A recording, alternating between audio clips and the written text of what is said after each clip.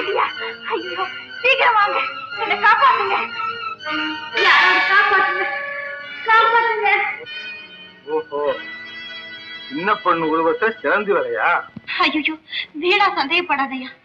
நான் காட்டுல வாழ்ற பொண்ணு, தேன் எடுக்கிறதுக்காக இங்க வந்தேன். ஏனோ தெரியல, ஒரு முரடை என்ன இப்படி கட்டி போட்டுட்டு போயிட்டான்.